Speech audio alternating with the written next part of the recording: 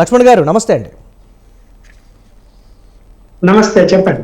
Yes, ప్రస్తుత రాజకీయాలు తెలంగాణలో కొత్త రాజకీయం కొత్త పుంతలు తొక్కుతోంది అనడానికి ఇప్పుడు విగ్రహ రాజకీయాలు అయితే తెర మీదకి వచ్చినటువంటి ప్రస్తుత పరిస్థితి. ఇచ్చినటువంటి వార్నింగ్ కూడా, మేము అధికారంలోకి తప్పకుండా 2029లో మేము అధికారంలోకి వస్తాము, వచ్చినప్పుడు రాజీవ్ గాంధీ రింగ్ రోడ్డు అలాగే ఇంటర్నేషనల్ ఎయిర్పోర్ట్కి సంబంధించి కూడా మేము పేరు మారుస్తాం ఖబర్దార్ అనేటువంటి ఒక మాస్ వార్నింగ్ కేటీఆర్ ఇచ్చినటువంటి ప్రస్తుత పరిస్థితి ఎలా చూడాలంటారు? ఇది ఇప్పుడు విగ్రహం మారుస్తున్నారు కదా అని ఇప్పుడు నిగ్రహం కోల్పోయి వార్నింగ్లు ఇవ్వడం వల్ల ప్రయోజనం ఏమిటి? 10 సంవత్సరాలు మీరు పరిపాలన చేశారు. అవును, మరి ఇంటర్నేషనల్ రాజీవ్ ఎయిర్పోర్ట్ పేరు మీరు మార్చుకోవాలనుకుంటే మార్చి ఉండొచ్చు, లేదు రాజీవ్ గాంధీ రింగ్ రోడ్డుకు పేరు మార్చాలంటే మార్చి ఉండొచ్చు. ఇప్పుడు ఏది కూడా రాష్ట్ర ప్రభుత్వ పరిధిలో ఉన్నటువంటి అంశాలలో రాష్ట్ర ప్రభుత్వము ఎప్పుడైనా పేర్లు మార్చుకునే అవకాశం ఉంటది. దానికి ఏమీ మ్యాండేటరీ అంటూ ఏం లేదు. ఒక ప్రభుత్వం వచ్చి ఇంకో ప్రభుత్వం అంటే ఇంకో పార్టీ అధికారం లేకొస్తే మార్పులు చేస్తుంది. అయితే అది సబబా కాదంటే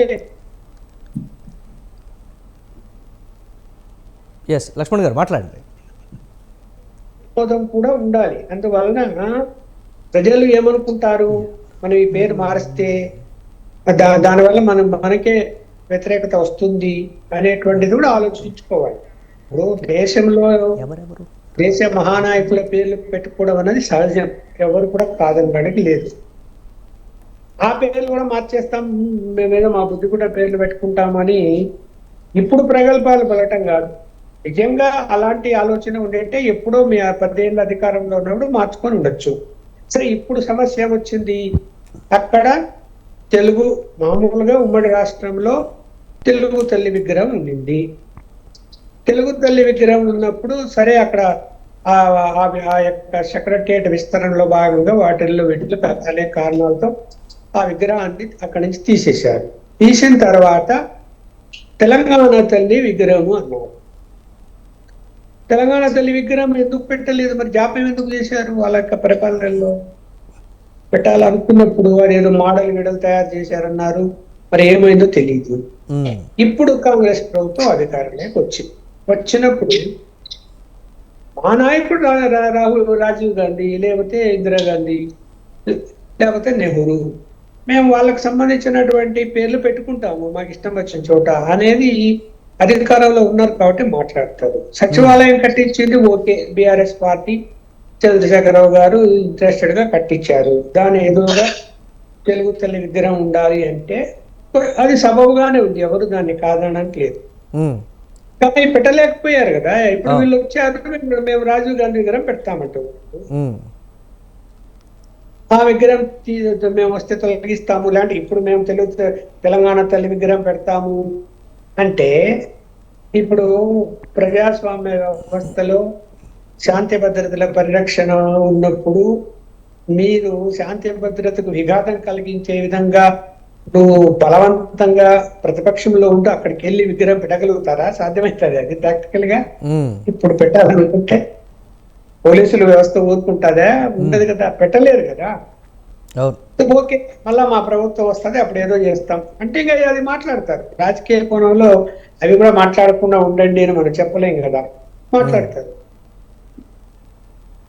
అంటే కంప్లీట్గా దీన్ని అంటే బీఆర్ఎస్ పార్టీ ప్రస్తుతం రాజకీయాలు చేయడానికి ఈ విధంగా చేస్తోంది, లేకపోతే రాజకీయ ఉనికిని గత 2-3 రోజులుగా బీజేపీలో బీఆర్ఎస్ విలీనం కాదు కాంగ్రెస్లో విలీనం అనేటువంటి దాన్ని ఒక డైవర్ట్ చేయడానికి ఒక అగ్రెసివ్ పాలిటిక్స్లో భాగంగా ఈ కామెంట్ చేస్తోంది అనేటువంటి కొన్ని విమర్శలు ఆ కోణంలో చూడొచ్చా? ఇప్పుడు అదే కదా, ఇప్పుడు అలా రాజకీయాలు ఒక ఆధారాలు లేని రాజకీయాలు చేస్తూ ఉండటం వలన ప్రజలతో మైండ్ గేమ్ ఆడాలని ఇట్లాంటి మాట్లాడుతూ ఉంటే విలీనం అయిపోతుంది కాంగ్రెస్ లో అని చెప్పి, బీజేపీ వాళ్ళు బీజేపీలో విలీనం అయిపోతారని కాంగ్రెస్ వాళ్ళు, అసలు విలీనం మేమెందుకు అవుతామని వీళ్ళు, ఈ వ్యవహారంలోనే ఇప్పుడు ఒరే మా మీద ఇలా మాట్లాడతారా, మేము కూడా ఏదో ఒకటి చేయాలి, లేకపోతే చేయకుండా ఉంటే జనం మమ్మల్ని ఏమనుకుంటారు అనేటువంటి పద్ధతిలో వాళ్ళు కూడా హార్డ్గానే అనేక అంశాలను, అంటే సీరియస్ కాని అంశాలను కూడా సీరియస్ గా తీసుకొని మాట్లాడుతున్నారు అని నేను అనుకుంటున్నాను.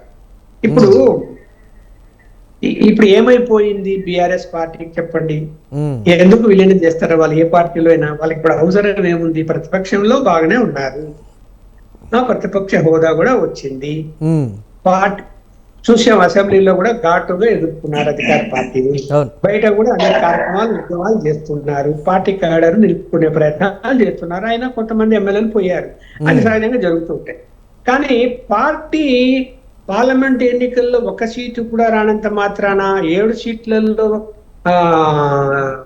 ఆ పూర్తిగా అసలు అంటే డిపాజిట్ కూడా రాలేదు అనేటువంటిది వచ్చినప్పుడు అంటే పార్టీ పూర్తిగా బలహీనప్పుడు అయిపోయినట్ట.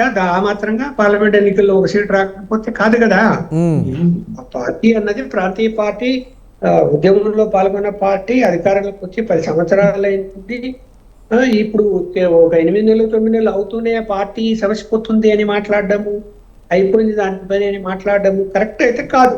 ఒకవేళ విలీనం చెయ్యాలనే ఆలోచన ఉండి, ఫ్యూచర్ ను దృష్టిలో పెట్టుకొని, రాజకీయ కారణాలను దృష్టిలో పెట్టుకొని ఎందుకు మనం పోరాటం చేయడం, జాతీయ పార్టీలు అటు కాంగ్రెస్ ఇటు బీజేపీ జాతీయ పార్టీల్లో ఉంటే మనకు సేఫ్టీ, తర్వాత ఫ్యూచర్ కూడా ఉంటుంది అనుకుని విలీనం వాళ్ళు చేయాలనుకుంటే అది వేరే అంశం, వాళ్ళ ఇష్టం.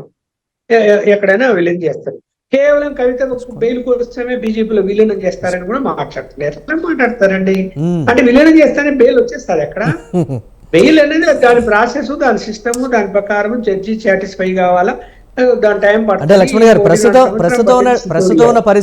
ప్రస్తుతం ఉన్నటువంటి పరిస్థితుల్లో చచ్చిన పవన్ ఇంకా ఎందుకు చంపుతున్నారు అనేటువంటి కొన్ని కామెంట్స్ కానీ, లేకపోతే బీఆర్ఎస్ పని అయిపోయింది అసలు బీఆర్ఎస్ గురించి ఎందుకు మాట్లాడుతున్నారని అనేవాళ్ళు కానీ, లేకపోతే ఉద్యమ పార్టీగా ఉండి 10 సంవత్సరాలు అధికారంలో ఉండి తెలంగాణని ఈ స్థాయిలో అభివృద్ధి చేసిన మా మీద ఈ విధంగా మాట్లాడటం ఏంటని కొంతమంది, అంటే రకరకాలుగా వస్తున్నటువంటి ప్రస్తుత కామెంట్స్లు ఇప్పుడు ఈ విగ్రహ రాజకీయం కూడా తోడవడం అనేది ఒకంత హీట్ అయితే రేకెత్తిస్తున్నటువంటి పరిస్థితి.